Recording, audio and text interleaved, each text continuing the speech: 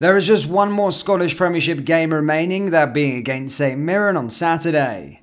After the final whistle, preparations will begin ahead of a busy transfer window.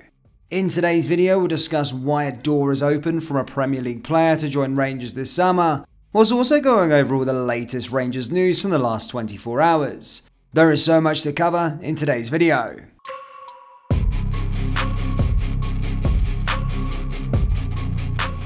And hello everybody, welcome back to the channel guys. Before we do get into today's video, as always, please do smash that like button and subscribe to the channel for daily Rangers content.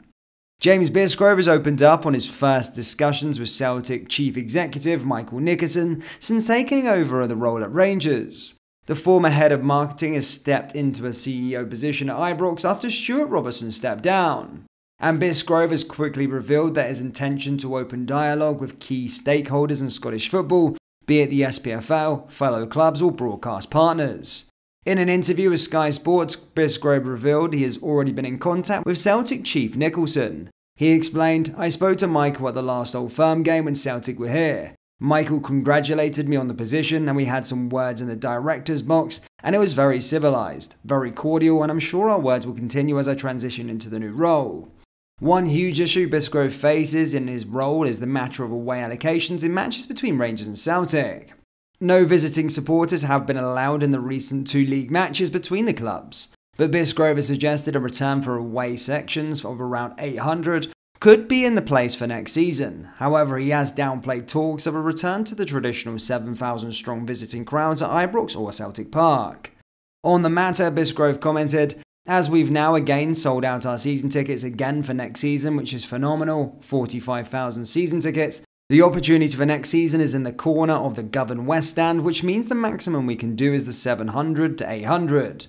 But that's subject to what the rest of the stakeholders bring to that conversation, and we'll see where it goes thereafter." On the return to the full stand allocation, he added, "I think there's a long way to go before that's a realistic opportunity or consideration. To manage expectations, then I would say that looks unlikely, but we need to take it one step at a time. There are so many considerations in terms of the security operations, getting two sets of supporters in and out of the stadiums. We want to make sure it's our supporters go to Parkhead, they're protected, and take our responsibility here, so we have been guided by authorities as the clubs will also have a voice. As a minimum, we are going to be around the table to have dialogue with Michael Nicholson and Police Scotland over the summer months." Just a quick one guys, we have got Rangers t-shirts available on our website, so do browse the collection by going down into the link in the description or go to rfcclothing.com. Anyway, let's get back into today's video. Alan Hutton has suggested there is an opportunity for Southampton's Thierry Small to join Rangers this summer. Speaking in a recent interview, the former Rangers defender said that although it is difficult when a team gets relegated, it opens spaces within the starting 11. According to reports, Rangers have been in touch with the recently relegated side to be kept informed about developments involving Small in the coming months. The left-back has spent the second half of the current season on loan at fellow Scottish Premiership side St Mirren. Small is featured regularly in Stephen Robertson's side, operating mainly as a left-back or a left-sided midfielder, an impressive campaign that saw them in the top 6 for the first time since the second half split was introduced. The defender's current contract at St Mary's runs until 2024 after joining from Port Vale in November 2022. Hutton suggested that the Saints' relegation could make a deal for Small more complicated. He said, "It's never easy when you get relegated. Players leave, players come in, they have got different ideas. Opportunities can open up to go and play in the team. I think there'll be a lot of situations that need ironed out when you get relegated. I have been there myself and it is very difficult. You have to wait and see, but there is always an opportunity." Todd Cantwell has already shown that he's an upgrade on Ryan Kent. That's the viewpoint of former Rangers skipper Barry Ferguson. The latter will leave Ibrox for good in the coming weeks as his contract comes to an end after 5-year association with the club, whereas Cantwell is only just getting started at the Glasgow Giants. The former Norwich attacker is beginning to show exactly what he's about. There's no doubt that he should be a key player for Michael Beale next term, with a full pre-season under his belt. Ferguson admits he's a huge fan of Cantwell's ability and work ethic, as well as his tendency to wind up opponents. And while he's sad to see some players move on, he reckons Cantwell could be exactly what Rangers fans were looking for from Kent. He wrote in the Daily Record, For some time now, there's been a huge question mark hanging over Ibrox. If Ryan Kent is on his way out of the club, then how can Michael Beale possibly replace a £7 million quality this summer?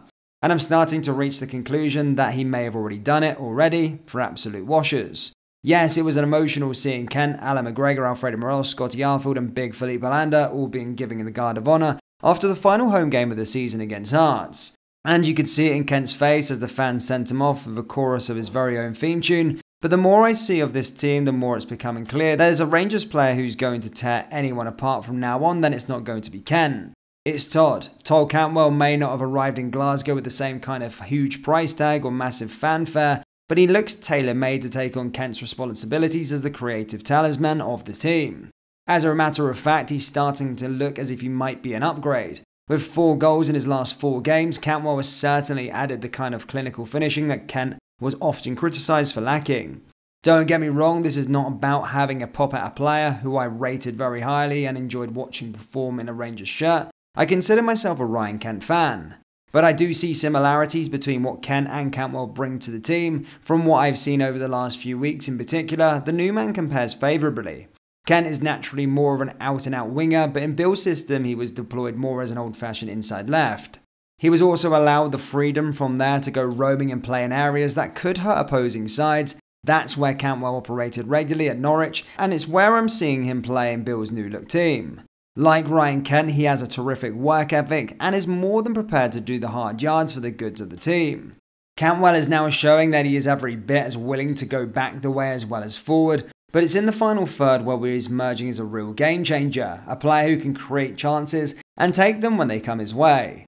Let's not forget either, it was only a couple of years ago that a number of Premiership clubs were being linked with him for around the £40 million price mark. He was even knocking on the door of the England squad. If anything, his credentials was better than Kent's were at the time, so it does seem as if Beale knew all along that Cantwell could comfortably take on that kind of mantle.